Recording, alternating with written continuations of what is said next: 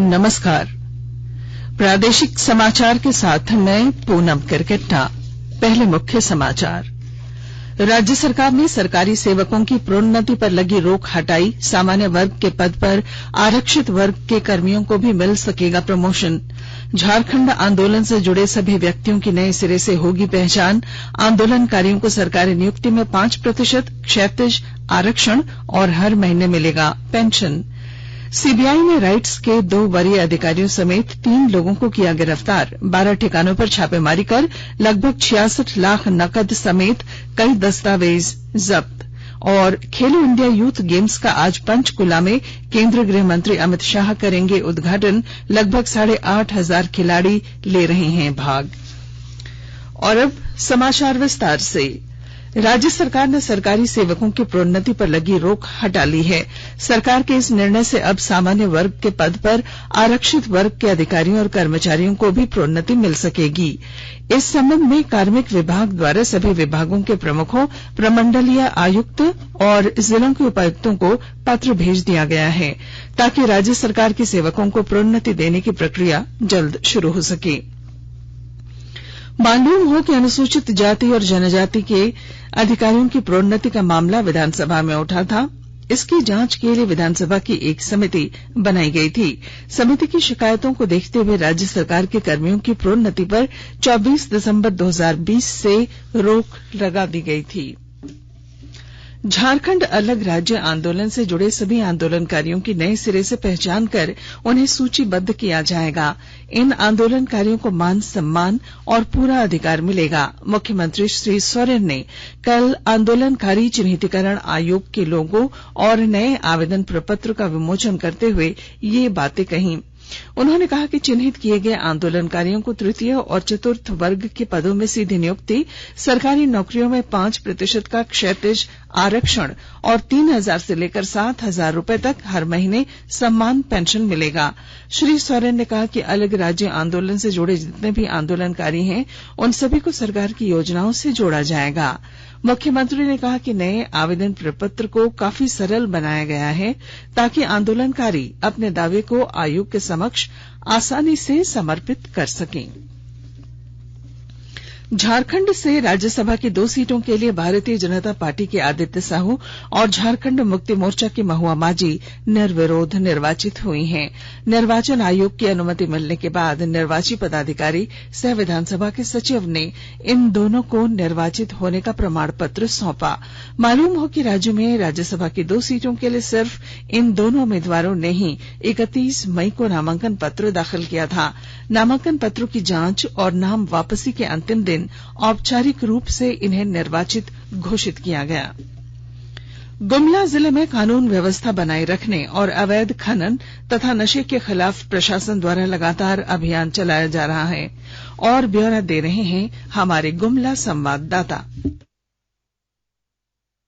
गुमला जिला के उपायुक्त सुशांत गौरव की अध्यक्षता में जिला स्तरीय समन्वय समिति की समीक्षा के दौरान जिला के पुलिस अधीक्षक डॉक्टर एहतेशाम वकारिब ने सर्वप्रथम शांति एवं सफलतापूर्वक त्रिस्तरीय पंचायत चुनाव के निष्पादन के लिए जिले के तमाम पदाधिकारियों और कर्मियों को बधाई दी। इसके बाद उन्होंने जानकारी दी कि जिले में विधि व्यवस्था का उचित संधारण किया जा रहा है। खनन प्रभावित क्षेत्रों में अवैध बॉक्साइड एवं अवैध बालू उत्खनन से संबंधित मामलों की कार्रवाई थाना प्रभारी एवं अनुमंडल पुलिस पदाधिकारी द्वारा सुनिश्चित कराया जा रहा है। उन्होंने कहा कि जिले के युवाओं को नशा मुक्त रखने के उद्देश्य से अवैध एवं फर्जी दवाएं तथा प्रतिबंधित नशीली दवाओं को बेचने वालों पर पैनी नजर रखी जा रही है। नरेश कुमार, आकाशवाणी समाचार, गुमला।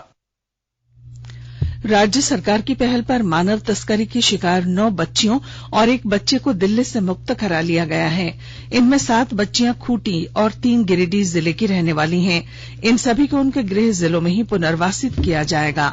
इसे लेकर महिला एवं बाल विकास विभाग के निदेशक ए डोड्डे ने सभी जिलों के जिला समाज पदाधिकारियों को आवश्यक निर्देश दिए हैं।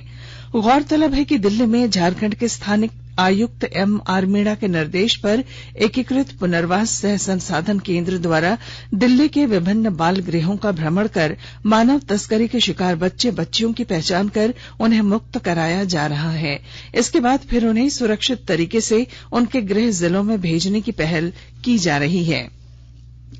झारखंड एकेडमिक काउंसिल जैक ने 8वीं, 9वीं और 11वीं कक्षा के दूसरे चरण की बोर्ड परीक्षा की तारीख घोषित कर दी है। 8वीं की बोर्ड परीक्षा 28 जून से 7 जुलाई, 9वीं कक्षा की बोर्ड परीक्षा 15 जून से 7 जुलाई और 11वीं की 16 जून से 11 जुलाई तक चलेगी। दूसरे चरण की परीक्षा में उत्तर पुस्तिका में ली जाएगी। वहीं इन तीनों कक्षाओं के लिए पहले चरण की बोर्ड परीक्षा पहले ही ली जा चुकी है। यह परीक्षा OMR शीट पर ली गई थी। पहले चरण की बोर्ड परीक्षा में उत्तीर्ण विद्यार्थी ही दूसरे चरण की परीक्षा दे सकेंगे। राज्यपाल रमेश बैस से कल राजभवन में सिद्धो कान्हू विश्वविद्यालय दुमका की कुलपति डॉ सोना झरिया मिंज और BIT मेसरा की कुलपति डॉ इंद्रनील मन्ना ने मुलाकात कर विश्वविद्यालय की शैक्षणिक और प्रशासनिक गतिविधियों से अवगत कराया। इस मौके पर शिक्षकों की नियुक्ति, अनुबंध पर कार्यरत शिक्षकों की समस्याओं और विद्यार्थियों की परेशानियों पर भी विचार विमर्श हुआ। आकाशवाणी के ताजा तरीन समाचारों के लिए आप हमारी वेबसाइट newsonair.com पर लॉग ऑन कर सकते हैं। ताजा समाचार Twitter handle @AIR News Alerts और Facebook page all India radio news पर भी उपलब्ध है। आप प्रादेशिक समाचार एकांश के ट्विटर हैंडल @AIR News_Ranchi और फेसबुक, इंस्टाग्राम पेज तथा YouTube channel AIR News Ranchi पर भी हमारे बुलेटिन सुन सकते हैं। प्रादेशिक समाचार आप आकाशवाणी रांची से सुन रहे हैं और अब पेश हैं कोरोना से बचाव के कुछ संदेश। कोविड-19 से बचाव और सुरक्षित रहने के 3 उपाय। मास्क लगाएं, 2 गज दूरी है जरूरी, सुरक्षित दूरी रखें, हाथ और मुंह साफ रखें।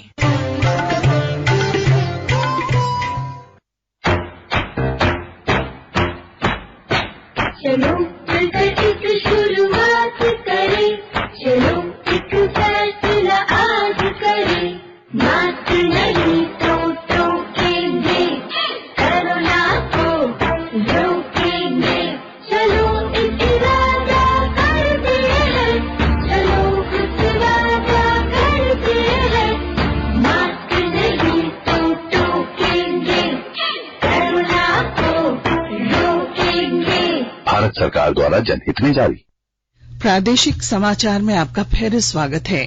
CBI रांची की टीम ने रेलवे की इकाई rail India technical and economic services rights के महाप्रबंधक अभय कुमार और उप महाप्रबंधक राजीव रंजन समेत 3 लोगों को रिश्वत लेते कल गिरफ्तार कर लिया। इन चारों की निशानदेही पर रांची, रामगढ़ और देवघर समेत हरियाणा तथा बिहार में 12 ठिकानों पर CBI ने एक साथ छापेमारी की। CBI ने छापामारी में लगभग 65.5 लाख रुपए नकद समेत कई अहम दस्तावेज जब्त किए हैं। आपको बता दें कि ये पूरा मामला एक रेल परियोजना से जुड़ा है। इसमें टेंडर मैनेज करने, मापी पुस्तिका में छेड़छाड़, बिल भुगतान में गड़बड़ी और रिश्वत मांगे जाने को लेकर इन अधिकारियों के खिलाफ CBI ने आपराधिक षड्यंत्र का मामला दर्ज किया था। झारखंड उच्च न्यायालय के सख्त आदेश के बाद देवघर जिले के उपायुक्त और मोहनपुर के अंचल अधिकारी कल देर शाम अदालत में हाजिर हुए। न्यायाधीश राजेश कुमार की बेंच में रात में अदालत की कार्यवाही चली। अदालत में याचिकाकर्ता को बार बार आवेदन देने के बाद भी 2019 से लैंड पोजीशन रिपोर्ट LPG नहीं देने के लिए दोनों अधिकारियों को फटकार लगाई। इसके बाद याचिका निष्पादित कर दी गई। मालूम हो कि अदालत ने कल रात 8 बजे तक दोनों अधिकारियों को सशरीर हाजिर नहीं होने पर गिरफ्तारी वारंट जारी करने की बात कही थी। गढ़वा जिले में PM कुसुम योजना के तहत किसानों के आर्थिक हालात को बेहतर बनाने का प्रयास किया जा रहा है। विस्तृत ब्यौरा दे रहे हैं हमारे गढ़वा संवाददाता। गढ़वा जिले में पहले भी PM कुसुम योजना के तहत जरेडा के माध्यम से कुछ किसानों को अनुदान पर सोलर सिस्टम आधारित सिंचाई सुविधा उपलब्ध कराई गई थी, लेकिन इस बार बड़े पैमाने पर किसानों को यह सुविधा दी जा रही है। वर्तमान वित्तीय वर्ष में 600 महिला किसानों को इसका लाभ दिया जाना है। इसमें महिला किसानों को 96% अनुदान पर उनके आवेदन के मुताबिक अलग अलग पावर का सोलर पंप उपलब्ध कराया जाएगा। इस सोलर पंप के माध्यम से किसान सिंचाई कर अपनी फसल अथवा सब्जी की खेती कर सकते हैं। दरअसल गढ़वा जिले में सिंचाई सुविधा के अभाव में बड़े पैमाने पर भूमि पड़ती रह जाती है। किसान अपनी भूमि रहते हुए भी उसका लाभ नहीं उठा पाते हैं। वैसे किसानों के लिए पीएम कुसुम योजना उनकी आर्थिक स्थिति सुधारने में बहुत बड़ा लाभदायक साबित होगा। गढ़वा उपायुक्त ने बताया कि 2 दिनों के अंदर किसानों के मिले आवेदन को अग्रतर कार्रवाई के लिए जरेडा को भेज दिया जाएगा। विनोद कुमार पाठक, आकाशवाणी समाचार, गढ़वा। विश्व साइकिल दिवस के मौके पर राजधानी रांची में कल साइकिल रैली का आयोजन किया गया।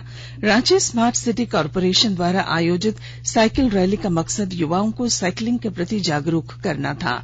इस स्मार्ट सिटी के महाप्रबंधक ने बताया कि साइकिलिंग को बढ़ावा देने के लिए शहर में पब्लिक साइकिलिंग शेयरिंग सिस्टम का क्षेत्र विस्तार तेजी से किया जा रहा है।